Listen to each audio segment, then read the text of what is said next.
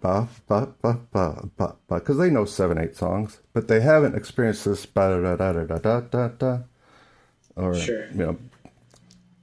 I call it do da do dee da do da do dee da. It makes the most sense for the young kids to understand. I'd like to be in America in that, in that, rather than do bobby, do bobby, do bay, do bay, do bay, do bobby. It doesn't make sense. Oh, I see. So Yeah. do da do da dee. It's just where the accent is, because they can just keep do da dee. Yeah, that's cool. Yeah, it makes more sense for them. So I put that up on the board, and they read that thing the first time through, and they haven't read that song before, the rhythm of that song, but it's easy. So to me, that's, some of them are probably imitating, but that's.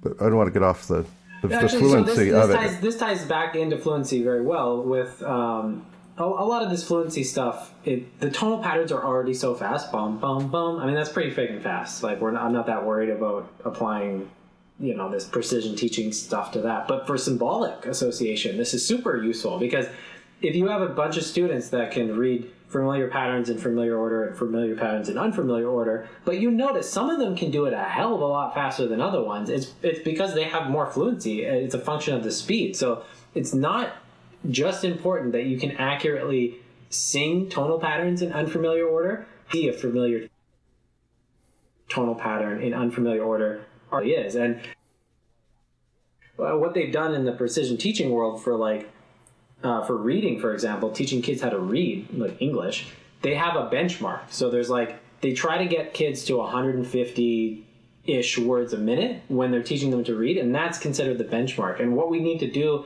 in the MLT world is have a set of tonal patterns and know, okay, most adults can read 200 or 300 words a minute, but for teaching kids to read 150 plus a bit is enough mastery to have them move on and add more content. What's the mastery level at speed for learning tonal patterns with symbolic association? How fast, when they see a pattern, how many patterns in familiar patterns in unfamiliar order should they be able to sing back through symbolic association in a minute?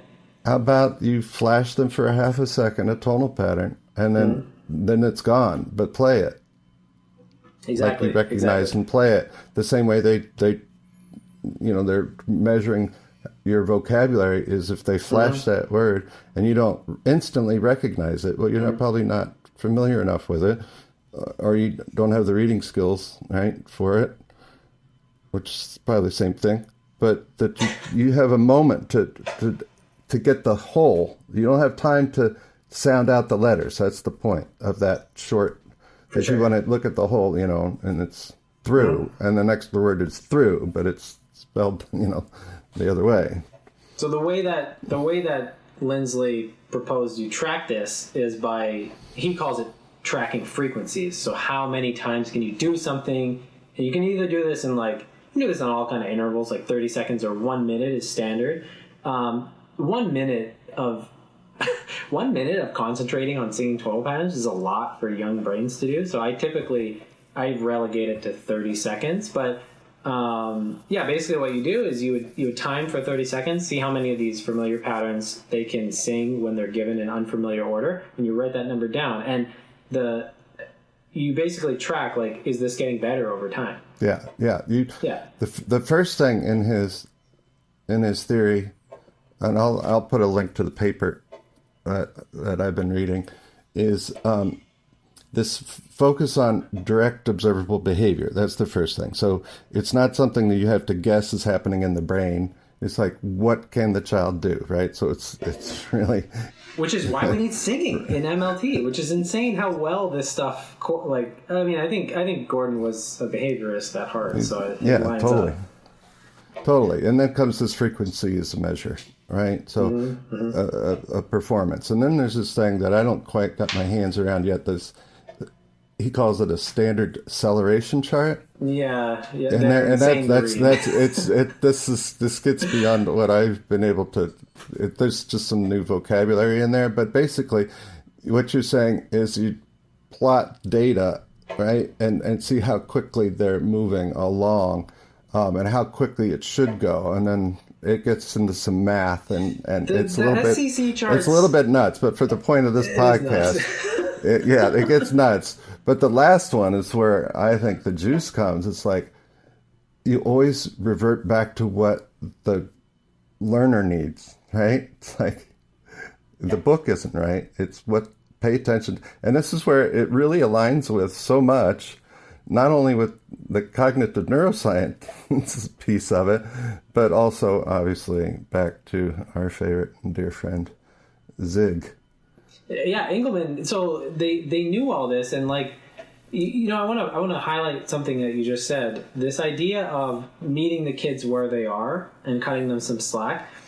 Now, usually teachers that are very like have high emotional IQ or EQ will be sensitive. They're not going to like assail learners with tasks that they can't do, and then the kids are getting frustrated and stuff like that. But the recommendation that I have and Eric has and Gordon and Engelman and Lindsley, we're trying to meet kids where they are, not just for the emotional benefits, not just because it makes kids feel better when they're learning. It's because it actually creates better learning. And I'd like to put a distinction here, because usually people with high emotional IQ, they're sensitive to meeting the students, to try to make the students feel good about the learning, and I'm all for that. But there's another reason to do that, is that if you're going to try to teach empirically, you can't just come up with a theory for how kids learn and hope that they fit what you think about. You have to actually test. Like, when I introduced this new tonal pattern, and before they could audiate this many tonal patterns, like through symbolic association per minute, but I introduced this new one, and now their times like got slashed down by like they're less than half of the speed they were. I mean, that's a sign that you didn't teach that well for that student, or it's a sign they're not ready for that. And so I'm advocating meeting students where they are, so you can actually study, like, did what I do as a teacher actually help them now or not? You know? And that's why I love behaviorism, because it's all focusing on observable behavior. Like, I can observe, like, did my communication as a teacher actually help them learn or not? Yeah, and how did you form your teaching such that it's the easiest for them? If you're not getting that 70% threshold, well, you're not meeting, theory of instruction, the floor there, and then include with that, once 70% of your kids can do it, or 70%, they get 70% of the items right on the test or whatever, or on whatever they're performing, that you put those two together and then consider the neuroscience of, right? It's just exponentially gives you stuff to think about that you got to start incorporating in your teaching if you're going to be more and more effective, which is why I got so excited this year. It's like, okay, now I gotta fold in Engelman, and now this piece gives me another perspective of like how to put, how to get kids so that they're not, they never struggle with that again. Exactly. With whatever you taught them, they've owned it. They're now a piece. They won't forget it. Which is what fluency is. It's now baked into the mind as a constant skill the mind has that doesn't require upkeep. It's such a high bar. It is. but most teachers I don't think there's teaching to that level of mastery. Yeah, I don't think anybody is. I mean, my kids are outperforming, harmonically anybody. But to me, it's like, oh my God, I just started. Like, how can I do this? And I just think so some of this stuff has to be farmed out. Like, I don't want. And we're in new ground here, because from what I can see, there's no direct instruction / Engelman method for teaching music. There's no precision teaching method for teaching music. So we're exploring these topics. I'm sure other music teachers have thought about, like, maybe Gordon and Engelman, but together. But there's no method book or curriculum you can follow that's already been field tested. The other really interesting thing that precision teaching says about, like, learning reading, for example, is that once you, and this has to do with whole learning, once you learn, so like reading, you have you're learning to read English when you're like 5 or whatever. You already can speak it. You already can essentially audiate language. Now you're learning to decode sounds through phonics and stuff like that. What they showed is that with precision teaching, once kids can decode, and decode is unfortunate in terms of its translation to music learning theory, but decode is the correct term for learning to read English in this sense. But decoding is kind of like symbolic association. It's thinking while you're reading. You're thinking along with. But what they've shown is like rather than getting kids to try to read books that they're struggling through and they can only read at like 50 words a minute, what you're better off doing is teaching them phonics so well that they can now read words at like 150 words per minute or more. Then, so you're doing part work. Like in the whole part whole, you're doing part training until it's at a high speed. Once they've achieved this high speed, they naturally can do the whole. Like so, we have whole part whole learning, which you should be doing when you're teaching music. But the point here is that there's a point where once the parts are mastered enough, where they're fast enough, bringing it back into the whole, it just starts spontaneously happening, and that's what MLT teachers have been claiming. So with tonal patterns. Don't just read the sentence in front of you or the phrase in front of you, that you read that fluently enough that the kid's actually listening to himself think out loud while he's reading, so that you don't get to the end of a sentence and say, what was this? What's happening? Or at the end of a paragraph, what's happening? They can answer. Where I read, sounded out the words, I got to the end and didn't know, because I wasn't taught to be fluent yet. I hadn't learned to be fluent. And what I'm suggesting is it doesn't always happen automatically or eventually, that you need to get the right difficulty level and with a teacher who understands what component's missing so that you can get to that level of fluency. Because, if we're teaching kids, every year to play one, piece or 5 pieces or whatever it is, some number of pieces, that the next year, can they still play those 5 pieces with just a little brush up?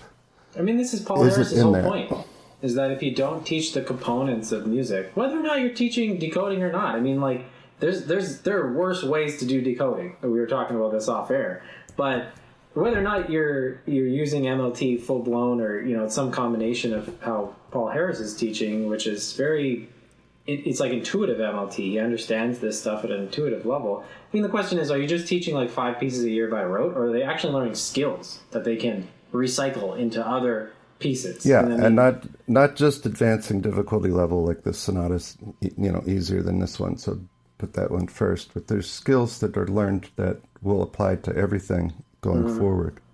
This made me think of doing something like, how in high school you read in English class, you're reading books like novels and stuff like that, and they're getting increasingly difficult to read. I started thinking about this, something like a Billy Madison project, where like what if I went back and just found a bunch of books that were for grade 8 kids to read, and I reread them, but tried to get faster at reading them. So I take the difficulty level way down, but I try to increase my speed of comprehension. I have no doubt that would be a fruitful activity to engage in, and this,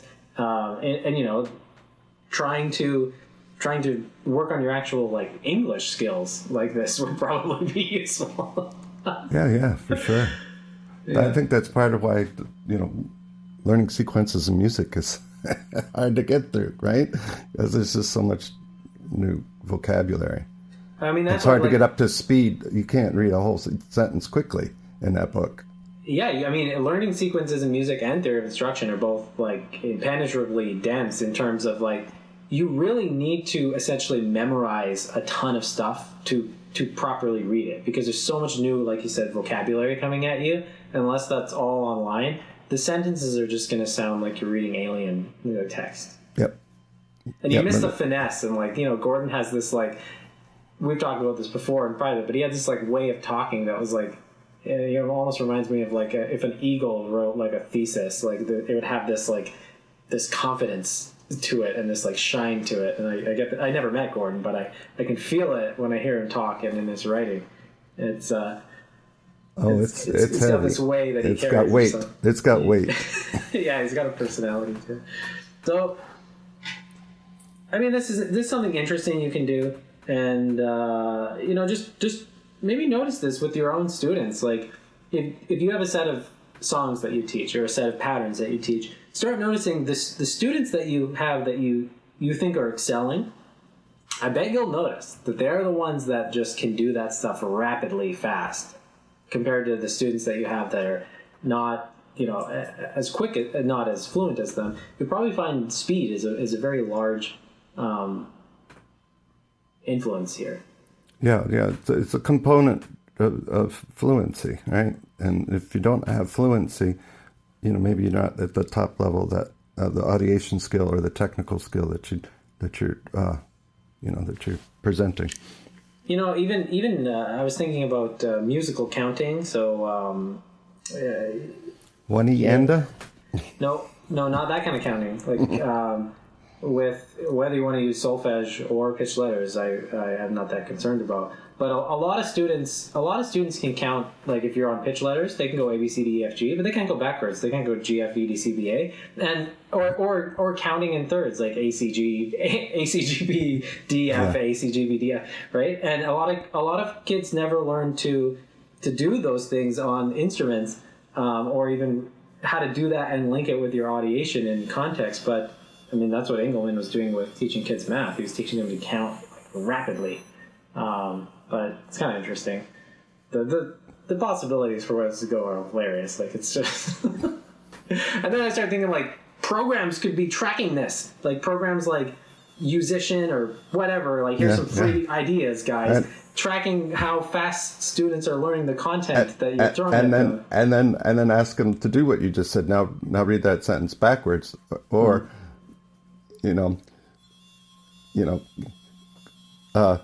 Yanku, here till I'm walking back night row.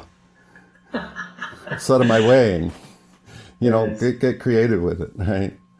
I mean, I think that's what we're talking about with improv too. Is like improvising is the ability to predict patterns at such a rapid rate that they can be strung together in real time. I mean, because a lot of people can do inference activities when time is like not part of the axis. Like they can think bum bum bum, and I can turn that into bum bum. But that's not fast enough to be able to improvise. This stuff has to be like rapid in the subconscious for it to be. Yeah, and you need that, step. And we need to give them the space and time to do it slowly first. Sure. But if you're talking about fluency, that component of speed, and once you've got that speed revving in your brain, that wheel, once it gets revved again, will solidify whatever learning you've already had. You said something that reminded me of this too. Is like you can use this to test practice methods too. So it's like, okay, I can play this at 120 beats per minute, or my students can. They can audiate it, and the motor patterns on the instrument are fine. Now let's try practicing it 3 times a day, 5 minutes here and there. Does that actually make it better than just practicing it 1 time a day? And you can track these little changes in your own playing, and you can see like, well, if I try this practice technique, did it actually make my fluency go up? If I try this one, and then you can start realizing like, hey, I don't actually have to practice the same piece every day. It's not making my fluency better. Yeah, just think about it for a second. It's like, okay, it's there. I don't have to practice it. It just did. I spent 10 seconds thinking of the form of that tune. I'm done. I think there's a lot of, I think there's a thesis in here somewhere. I don't know where, but there's a lot of them. There's a bunch of them. All right, well, we pretty much doubled our 20-minute goal, so that's usual. All right, that's good talk. It's great. I'll put a link in the show notes, of course, for the paper that I've been reading. Cool. And you can search yourself. Ask GP3, or it's GP4 now. So. Wait, what is it? GP4. It's moving up. Oh, really? Chat GPT. Yeah. Yeah. Chat GPT. GPT3. Yeah, I still. I'm not fluent in that vocabulary. GPT, create me a guitar curriculum that incorporates music learning theory, Siegfried Engelmann, behavior analysis, precision teaching, and is emotionally, nice for kids. Go. Fun. That's fun. Yeah. You can do that. It might take about 100 or so steps, and you'd have to feed it the content, of course, at some point. But it's really fun to play with. It's the best Google search ever, because you can actually just say, "Hey, what's this?" and then feed it, and then paste this web page. What are they talking about here? So you don't have to read the article. Just like, okay, this is something I'm worth going back and looking into. But you can create me 15 Dorian tunes. Some that are in triple, some that are in duple, some that are in 7, that all use these tonal patterns and these functions. Not there yet. Go. Not there yet. It is there. It's not. So they've got music now. That this is so crazy. They've got, it's either really pretty good that they can create music, or it just crashes and burns. It's just awful, the most awful stuff ever. But they've got other AI music creators that, oh my gosh, in 10 years, I don't know what it'll be like, even just a couple years. But that stuff's not open to the public yet. This music creation stuff, it's really wild. Yeah, this stuff's just gonna surpass us. I mean, in a lot of ways it has already, but I'll put a link to the examples in the show notes too, about what they've actually been able to do. And the some of it's just funny because it's so bad. It's hilarious. What's funny is that these programs, we talk about the difference between using pitch letters or movable do with the law bass minor. These programs essentially are using movable do with the law bass minor, because they're not composing pieces based off of the individual frequencies of each pitch. They're composing pieces based off of the relationships between the pitches. Yep. So it shows that even AI is using movable do with the law bass We should minor. make an AI episode at some point. It might not be appropriate now, but when it's open. Well, and I wonder how this insight of movable do with the law bass minor and just the context, how it would be useful for someone who's developing AI for music, because they would know about the importance of context. But yep, I think the computers are figuring that out already. Yeah. All right, man. We've exhausted that one, I think, for today. Okay, till next time. For me. All right, next time.